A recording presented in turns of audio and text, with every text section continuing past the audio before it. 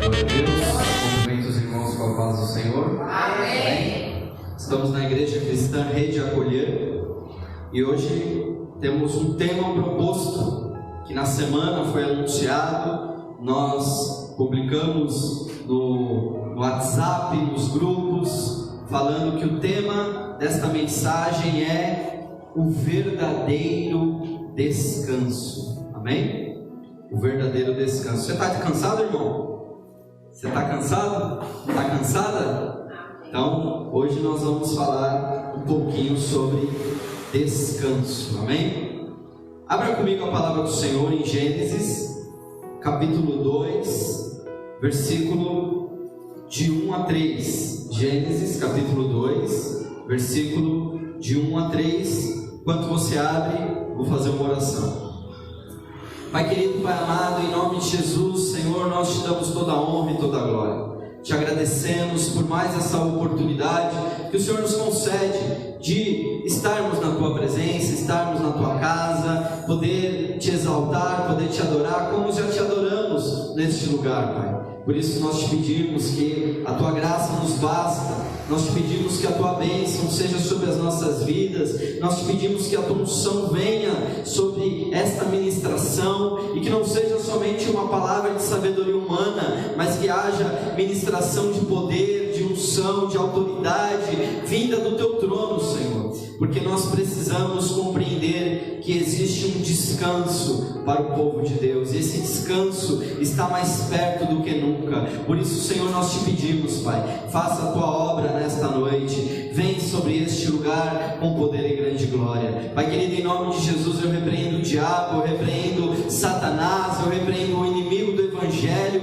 eu repreendo toda a força de oposição maligna. Em nome de Jesus, que bata em retirada e que esta ministração seja a Tua voz ecoando em nossos corações. Pai, eu me escondo atrás da cruz e me coloco à Tua disposição, e que a Tua palavra vá e produza o resultado pela qual está sendo mandada, em nome do Senhor Jesus Cristo. Amém e graças a Deus. Amém? Glória a Deus. Então, Gênesis capítulo 2, versículo 1 diz assim: assim os céus, a terra e todo o seu exército foram acabados, e havendo Deus acabado no sétimo dia a obra que fizera, descansou no sétimo dia de toda a sua obra que tinha feito. Versículo 3: e abençoou Deus o dia sétimo e o santificou, porque nele descansou de toda a sua obra que criara e fizera. Amém? Glória a Deus. Quem nunca ouviu falar sobre o sábado do Senhor? Quem nunca ouviu falar, se questionou dizendo que, puxa, será que eu preciso guardar o sábado?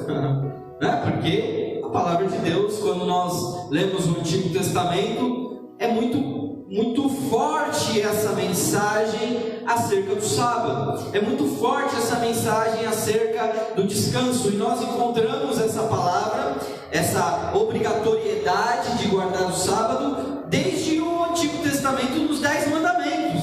Quando nós vemos lá o Decálogo, quando Deus escreve com o seu próprio dedo nas tábuas da lei. Amém? Moisés no Monte Sinai, Deus escreve os 10 mandamentos na tábua da lei, e nesses 10 mandamentos já tinha lá que nós teríamos, os judeus ali teriam que guardar o sábado. Amém? Isso é uma dúvida que nós acabamos tendo, e hoje nós vamos falar um pouquinho sobre isso. Nesse texto que nós acabamos de ler em Gênesis, aqui nós encontramos a narrativa da criação. Nós vemos Deus criando todas as coisas. Nós vemos lá no capítulo 1, Deus criando os céus e a terra. Nós vemos Ele criando os luminares, nós vemos Ele criando os animais, nós vemos Ele criando todos os seres celestes, os que rastejam, os peixes do mar, as estrelas do céu. Nós vemos Deus criando todas as coisas, e por fim Ele cria também o homem. criar o homem, ele fala que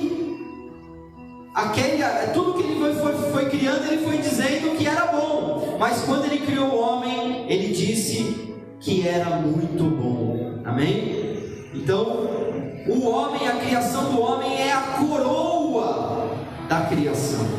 Quando Deus vai fazer o homem, ele diz: façamos o homem a nossa imagem, conforme a nossa semelhança. Em nenhuma outra criação Deus diz isso. Tão somente quando ele cria o homem, ele diz para que ele faria a sua imagem, a sua semelhança. E aí nós temos aqui esse texto aqui já no Gênesis que nós lemos, que ele fala que Deus acabou toda a sua obra no sétimo dia. Então esse é um detalhe importante que os nossos irmãos sabatistas acabam não atentando, porque aqui ele diz que no versículo 2: e havendo Deus acabado no sétimo dia a obra que fizera. Então Deus ele acabou, não foi no sexto dia.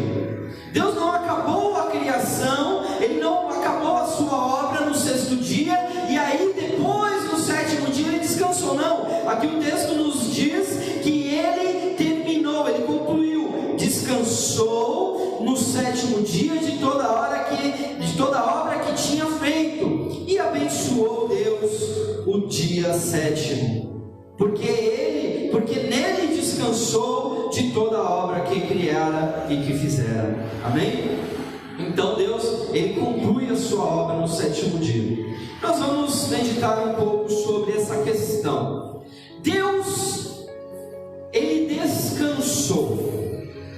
Quando nós pensamos em Deus, o que nós pensamos como um atributo evidente de Deus? É o atributo da sua onipotência, né? Que ele pode fazer todas as coisas. Ele é o Todo-Poderoso, ele é o El Shaddai, ele é o Pantocrator. Porém, como que nós podemos interpretar que Deus descansou? Ué, se Deus precisou descansar, então Deus ficou cansado? É isso que nós estamos entendendo com esse texto? Se Deus precisou descansar, então isso significa que ele ficou cansado? Porque se ele ficou cansado, logo ele tem uma limitação. E se ele tem uma limitação, então ele não é Deus. Nós temos um texto que responde esse questionamento. Deus pode se cansar? Essa é uma pergunta que nós estamos aqui fazendo hoje. Deus pode se cansar? A resposta está em Isaías capítulo 40, no versículo 28. Isaías capítulo 40, versículo 28. Esse é um versículo que você pode até marcar aí na sua Bíblia, porque talvez você precise dele em outros momentos. Isaías 40, 28 diz assim: não sabeis, não ouvistes que o eterno Deus, o Senhor, o Criador dos fins da terra, nem se cansa e nem se fadiga, e é inescrutável no seu entendimento. O que o texto está dizendo aqui? Que Deus, ele não se cansa. Deus não se cansa, irmãos. Pela nossa lógica de argumentação teológica, já é claro para nós que Deus não se cansa, porque ele é Deus. Mas aí quando nós vemos esse texto de Isaías, isso é uma comprovação textual, bíblica, do profeta Isaías, afirmando categoricamente que Deus não se cansa. Amém? Glória a Jesus. Em Lucas capítulo 1, versículo 37, a palavra do Senhor diz: porque para Deus nada é impossível. Então, se Deus, ele é o Deus do impossível, se Deus, ele não se cansa, se Deus, ele não se fadiga, se Deus, ele é o Todo-Poderoso, então, por que ele teve que descansar? Como diz o texto bíblico. que é equivalente à palavra pantocrator no Novo Testamento do grego. Essa palavra significa todo-poderoso, onipotente. Deus é pleno em si mesmo e não tem necessidade de nada. Deus não tem necessidade de nada. Deus não precisa do seu dízimo. Deus não precisa da sua oferta. Deus não precisa da tua adoração. Deus não precisa de nada, porque Ele é pleno em si mesmo. Porque se Ele tivesse alguma necessidade, então Ele não seria Deus. Mas então por que nós fazemos coisas que configuram uma postura que agrada a Deus? Porque Deus, Ele se esvazia, Ele desce ao nível humano para poder desenvolver um relacionamento com o homem. Porque com os anjos, irmãos, o relacionamento é diferente. Nós vemos lá os querubins, os serafins, clamando dia e noite, continuamente, dizendo: Santo, Santo, Santo, Santo é o Senhor dos exércitos, toda a terra está cheia da sua glória. Ali os anjos, eles estão continuamente em perfeita harmonia de adoração. Porém nós, irmãos, nós somos seres limitados, pecadores, nós somos seres miseráveis, e às vezes eu falo miseráveis e o pessoal se escandaliza. Irmãos, nós somos miseráveis sim. O próprio apóstolo Paulo, ele que subiu ao terceiro céu, que viu Jesus, que recebeu ali revelações direto do trono de Deus, ele fala: miserável homem que sou, quem me livrará desse corpo que me leva para a morte? Mas graças a Deus por Jesus Cristo, o nosso Salvador. Por quê? Porque nós somos miseráveis e Deus, Ele tem um coração voltado ao miserável. Deus não despreza um coração quebrantado e contrito. Amém? Deus não despreza. Mas se Deus, Ele não pode se cansar, se Deus, Ele não pode se fatigar, então o que é essa mensagem? O que Deus está querendo nos ensinar com a sua palavra, dizendo que Ele santifica o sétimo dia para que todo homem descansasse, porque até Ele descansou? Irmãos, aqui tem uma mensagem oculta. Aqui tem uma mensagem muito mais profunda do que simplesmente contar 6 dias de uma semana e no 7º dia falar: não vou fazer nada.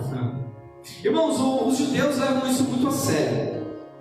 Certa vez eu vi numa pregação o João Ribe Palharim dizendo que quando ele foi para Israel ele ficou horrorizado, porque no elevador do hotel, no dia de sábado, todos os andares estão acionados automaticamente, e os elevadores, eles ficam parando de andar em andar automaticamente, porque para um judeu simplesmente apertar o botão já era configurado um trabalho. Ele não podia nem apertar o botão do elevador para descer no andar. Então é algo tão pragmático que os judeus ortodoxos, eles cumprem isso, levam tão a sério, porque o sábado é sagrado, irmão. O sábado não pode fazer absolutamente nada para um judeu. E nós, alguns da nossa linha evangélica, alguns evangélicos que são chamados sabatistas, acabam entrando na mesma linha de achar que não podemos fazer nada no sábado e temos que somente adorar a Deus. Que bom se nós pudéssemos adorar a Deus no sábado o dia inteiro. Que bom se nós pudéssemos adorar a Deus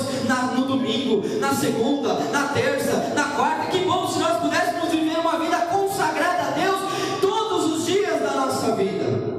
Poderíamos falar como o salmista Davi, que disse: Senhor, eu uma coisa pedi ao Senhor e buscarei, que eu possa viver, morar na casa do Senhor todos os dias da minha vida. Coisa boa é estar na presença de Deus. Eu falo, desculpa, irmãos, mas eu tenho que abrir um parênteses aqui, né, irmão? O salmista queria morar quando na casa de Deus, irmão? É todo dia. E às vezes é uma dificuldade. Nós temos 2 cultos na semana, e às vezes é uma dificuldade, irmão, os irmãos virem à igreja adorar a Deus. Fecha o parênteses, já desabafei, viu, irmãos? Vamos seguir em frente aqui. Aleluia. Glória a Deus. Então, irmãos, existe uma promessa de descanso. Em Hebreus capítulo 4, versículo 8 e 9, a palavra do Senhor diz assim: porque se Josué lhe houvesse dado descanso, não teria falado Davi depois disso de outro dia. Portanto, resta ainda um repouso sabático para o povo de Deus. Então, a primeira argumentação que nós temos aqui acerca desse sábado que foi instituído na lei e até lá antes no Gênesis, que Deus guardou o sábado, lá na frente, aqui Davi, ele fala ainda de um repouso, de um tempo de descanso que restava para o povo de Deus. Existia ainda um tempo, e aqui o escritor aos Hebreus, lá no Novo Testamento, ele até coloca Josué na jogada. Por quê? Porque Josué, ele foi aquele que conquistou a terra prometida, que seria, entre aspas, a terra, o tempo do descanso para os judeus. Quando eles saíram da terra da escravidão, lá no Egito, eles peregrinaram no deserto durante 40 anos, e enfim, Josué estava trazendo descanso para eles, porque eles estavam possuindo a terra prometida, a terra de Canaã. E aqui o escritor aos Hebreus diz: não, porque se Josué tivesse dado verdadeiramente descanso para aquele povo, então por que Davi falou lá na frente? Muitos séculos depois, Davi disse que ainda restava um dia de descanso. Então, irmãos, existe uma promessa de descanso para o povo de Deus. Outra coisa que nós precisamos aqui compreender nesta noite é acerca de Jesus, porque Jesus ele foi acusado pelos judeus de não guardar o sábado. Aqui Jesus, ele, inclusive, uma das argumentações que condenaram Jesus lá no concílio de Pilatos, de Caifás, ali naquela reunião eclesiástica, que eles decidiram mandar Jesus para Herodes e Pilatos, os romanos. Ali Jesus, ele também era acusado de não guardar os sábados. Amém? E olha o que ele diz em Marcos capítulo 2, versículo 27 e 28. E prosseguiu Jesus dizendo: o sábado foi feito por causa do homem, e não o homem por causa do sábado. Pelo que o Filho do Homem, falando dele mesmo, de Jesus, até do sábado é Senhor. Jesus, ele teve que trazer essa afirmação para os judeus, porque eles estavam acusando que os discípulos de Jesus não guardavam o sábado. E ele fazia curas, ele curava leproso no dia de sábado, ele curava paralítico no dia de sábado, os seus discípulos colhiam ali, tem uma passagem bíblica que diz que eles colhiam as espigas para se alimentar no dia de sábado, e aquilo tudo era um absurdo para os judeus, porque eles queriam que Jesus cumprisse ali certinho na lei, porque eles queriam um argumento para acusá-lo. E aí Jesus diz: o sábado foi feito por causa do homem.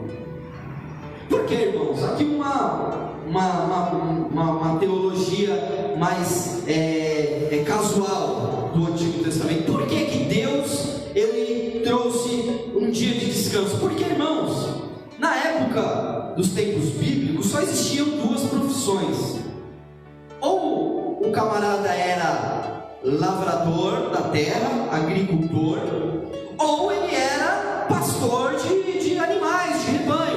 Então imagina que em tempos de deserto, em lugares desérticos, não tem pastagem e nem tem terra produtiva, terra fértil para fazer o seu trabalho, a sua plantação e alimentar o seu gado, o seu rebanho. Então o povo saía com os animais por longas distâncias para encontrar pastagem para os seus animais. Nós temos o exemplo de José, quando José vai atrás dos seus irmãos, né? O Jacó estava preocupado com os seus filhos e manda José para ir atrás dos seus irmãos.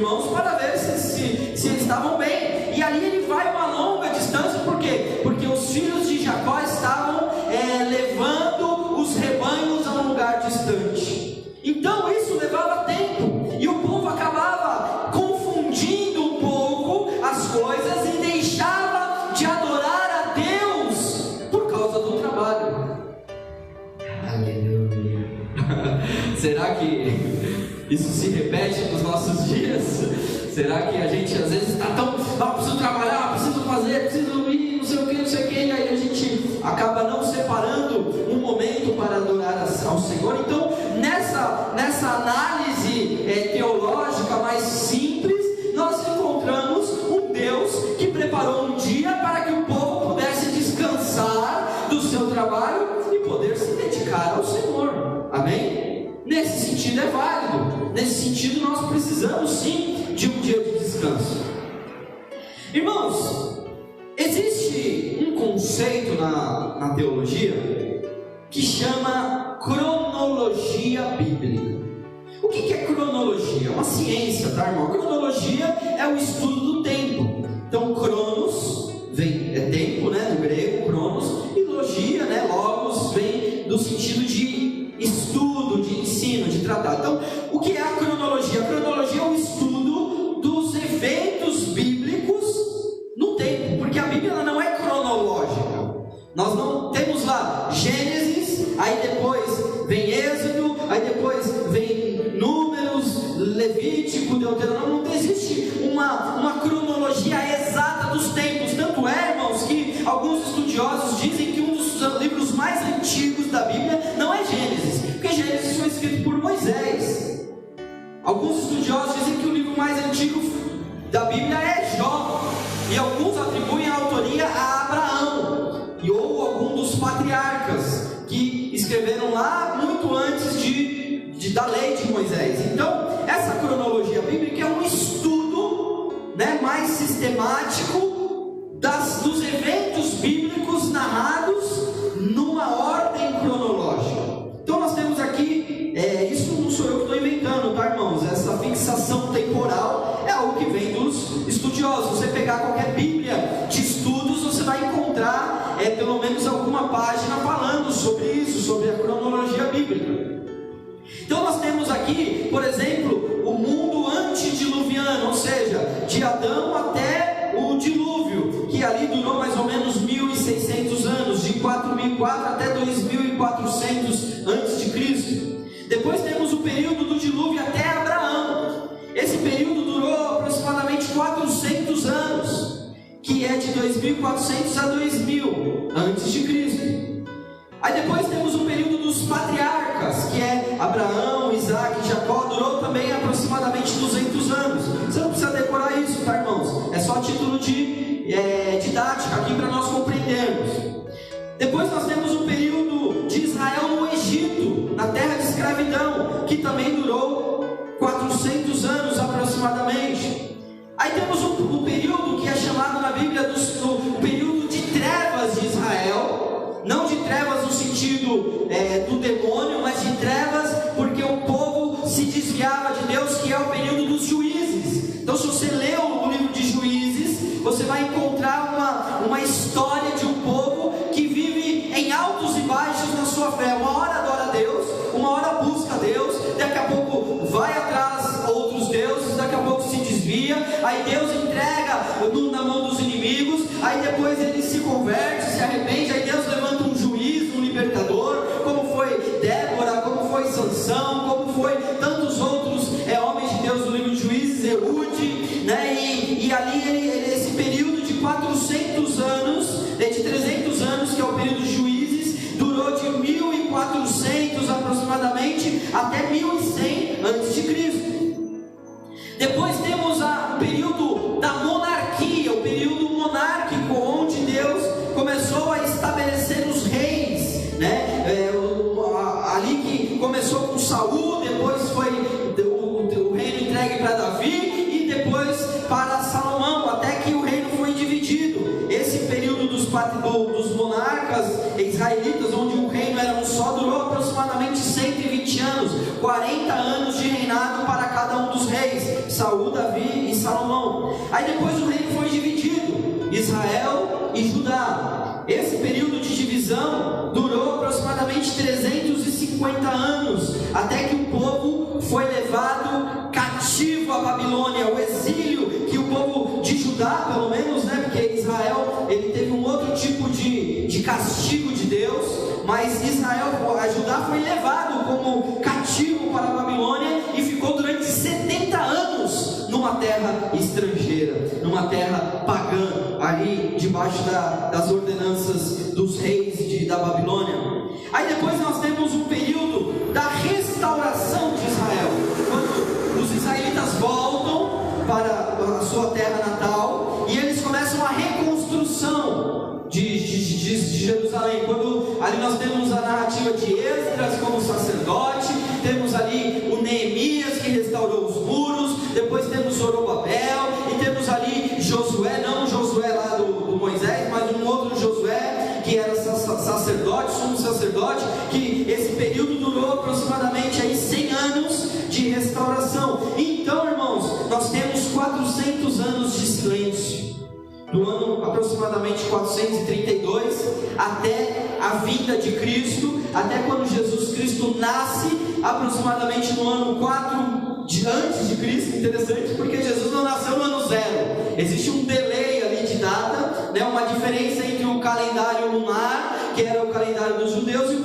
calendário gregoriano, que é o que nós temos hoje. Então essa diferença aí dá mais ou menos 4 anos. Então os estudiosos dizem que Jesus nasceu 4 anos antes de Cristo, amém? Glória a Deus, da nossa era. E isso, irmãos, é um estudo muito aprofundado da palavra, que os estudiosos analisam as genealogias, analisam todos os fatos e conseguem montar essa cronologia bíblica. Mas, irmãos, existe um paradoxo temporal que nós encontramos na palavra de Deus, ou pelo menos nesse conceito. Existem 2 palavras no grego que são traduzidas como tempo. A primeira é a palavra cronos, que vem da palavra, deriva a palavra cronologia. Essa palavra cronos, ela significa, se trata do tempo marcado no relógio, ou seja, é o nosso tempo, é o tempo humano, a palavra cronos. E existe uma outra palavra no grego que é a palavra kairos, amém? A palavra kairos. Essa palavra significa que é o tempo como substância, ou seja, é o tempo oportuno, é a medida exata, é o tempo de Deus, amém? Então, quando nós pensamos no tempo, nós temos que pensar nesse paradoxo. O nosso tempo não é o mesmo tempo de Deus. Às vezes nós queremos trazer Deus para o nosso tempo e fica pedindo para que Deus interfira continuamente no nosso tempo, mas Deus está fora do tempo. O tempo de Deus é o kairos, o tempo de Deus é o tempo exato. Deus, ele não se atrasa, meu irmão. Se você está orando, pedindo algo para Deus, se você está buscando o Senhor, continua, porque Ele não vai se atrasar. Ele chega no tempo certo, Ele chega na medida exata, meu irmão e minha irmã. Ele vai trazer o seu socorro, Ele vai trazer a sua bênção no tempo dele, no tempo exato. Existe esse paradoxo temporal. Nós precisamos crer, independente do nosso tempo, amém? Se tiver que ficar orando 20 anos por uma bênção, por um marido para que se converta, ore, irmãos, irmã, ore por um filho. Já passou 10 anos que eu oro pelo meu filho, continua orando, e talvez ele só está vivo até hoje porque você está orando. Então continua, Deus não vai te decepcionar não, continua orando, porque o seu tempo não é igual ao tempo de Deus. Ele tem a medida exata, Ele tem o tempo certo, amém? Irmãos, isso que eu estou dizendo, ele tem um embasamento bíblico, amém? Em Salmo 90, no verso 4, nós encontramos Moisés. Os salmos não foram escritos só por Davi, amém, irmãos? Existem salmos de diversos autores no livro de Salmos, mas Davi escreveu uma grande parte dos salmos. Mas o Salmo 90 foi escrito por Moisés. E olha o que Moisés diz no versículo 4. Ele diz assim: porque 1000 anos aos olhos do Senhor, né, aos olhos de Deus, são como o dia de ontem que passou, e como uma vigília da noite. Então aqui Moisés, ele está dizendo que para Deus 1000 anos é como um dia. Para Deus 1000 anos é como nem um dia, é como uma vigília da noite. Poderíamos falar 12 horas. Para Deus 1000 anos pode ser, aos olhos de Deus, 1000 anos é como um momento, como falado da criação, dos 7 dias de criação, né? Talvez a interpretação mais adequada não é dias de 24 horas, porque tanto é que as estrelas foram feitas no momento ali após, né? Deus primeiro fez a luz ali, disse Deus haja luz, depois fez separação entre as águas, só depois que veio os luminares. E como nós contamos o dia tem 24 horas aqui na Terra, irmãos. Lá em Júpiter é outro tempo, é outra medida de tempo para que o planeta possa dar uma volta inteira em si, um movimento de rotação, né, que ele gira em torno de si mesmo, para que o Sol chegue, dê uma volta inteira, tenha a vigília da noite, depois volte de novo o dia. Assim que é contado o tempo, né? E aí nós temos Pedro também argumentando sobre esse paradoxo temporal de Deus. Em Pedro, no segundo livro de Pedro, no capítulo 3, no versículo 8, a palavra do Senhor diz assim: mas amados, não ignoreis uma coisa, que um dia para o Senhor é como 1000 anos, e 1000 anos como um dia. Interessante, né? Pedro, ele fala aqui a mesma coisa que Moisés falou, séculos depois, né? Diria milênios depois. Ele diz que para Deus um dia é como 1000 anos. Amém? Então, irmãos, se nós considerarmos uma linha do tempo, levando em conta essa ideia de que é uma ideia, irmãos, é uma reflexão de que para Deus um dia é como 1000 anos, então nós poderemos colocar numa cronologia bíblica, desde a criação, quando nós falamos lá, que eu listei aqui para vocês, desde o ano 4004, né, antes de Cristo, que é onde os estudiosos encontram a teoria de que Deus criou Adão lá no ano 4004 antes de Cristo, e que Jesus veio a esse mundo no ano 4 antes de Cristo. Aí começa a nossa era e hoje nós estamos no ano 2019, amém? 2019. Então como que nós podemos aqui refletir sobre essa questão? Então, do ano 4004, de quando Deus criou Adão e Eva, até o ano 3000, né? Porque aí conta de trás para frente, amém, irmãos? Do ano 4000 até o ano 3000 nós temos o quanto? 1000 anos, não é? 1000 anos. Então, 1000 anos poderíamos chamar de um dia, do primeiro dia, amém? Da criação, primeiro dia do ano 4000, desde a criação até o ano 3000, primeiro dia. Do ano 3000 até o ano 2000 antes de Cristo, nós temos aí mais 1000 anos. Então nós temos o segundo dia. Do ano 2000 até o ano 1000, amém? Fazendo a contagem até chegar em Cristo. Do ano 2000 até o ano 1000, nós temos mais 1000 anos, o terceiro dia. Do ano 1000 até o ano 0, que é quando Jesus chega para dividir a história, nós temos mais 1000 anos. Então nós, do ano 1000 ao ano Jesus, ao ano 4 antes de Cristo, nós temos mais 1000 anos, ou seja, o quarto dia. Amém? Está acompanhando o raciocínio? Glória a Deus. Isso não é uma doutrina conclusiva, amém, irmãos? Aqui nós estamos meditando nesse paradoxo temporal para chegarmos em uma reflexão. Do ano de Jesus, que é o ano 0, né? Jesus dividiu a história, até o ano 1000 é mais 1000 anos, é mais um dia. Nós estamos em qual dia aqui, irmãos? No quinto dia. O quarto dia do 1000 ao 0. Do 0 ao 1000, nós estamos no quinto dia. Do 1000 até o 2000, nós estamos em qual dia?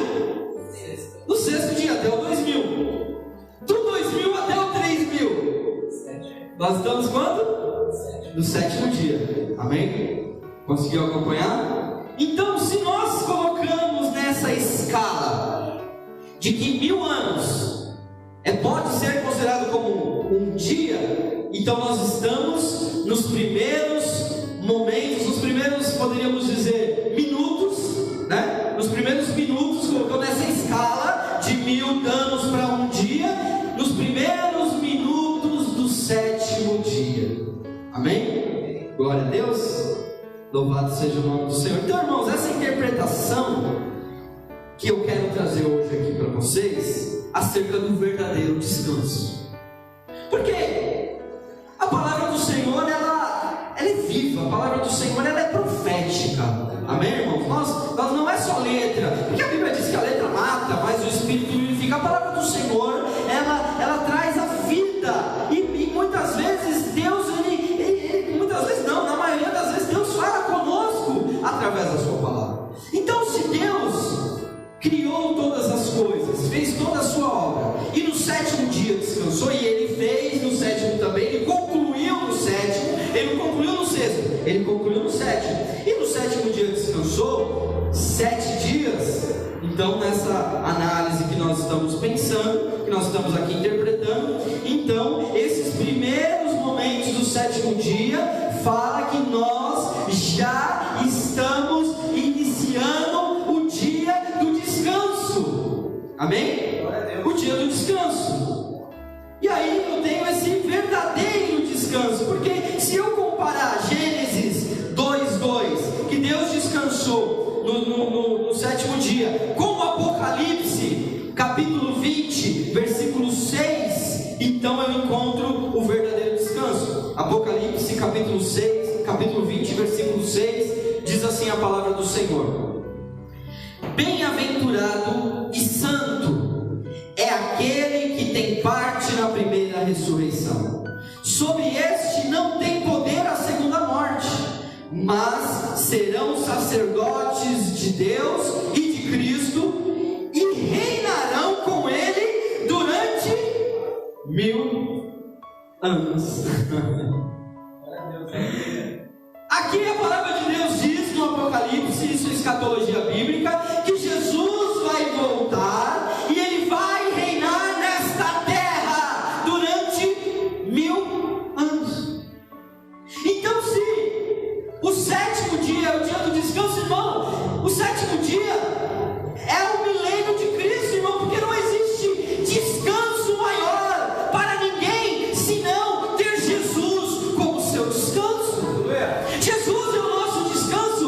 Não existe outro descanso a não ser Jesus. Ele é a fonte do verdadeiro descanso. Se Ele vai reinar nessa terra durante 1000 anos, a terra terá 1000 anos de descanso. Esse é o sétimo dia do Senhor. Esse é o tempo do descanso, onde Jesus vai governar fisicamente, onde eu e você seremos sacerdotes do Deus vivo, onde eu e você estaremos com Ele nessa terra, reinando com Ele durante esse milênio. Satanás vai ser preso, diz a palavra do Senhor, e Jesus vai reinar. Esse é o dia do descanso. Você pode dar uma salva de palmas ao Senhor, porque Ele tem um dia de verdadeiro descanso para o seu povo. É o dia que Ele vai reinar sobre esta terra.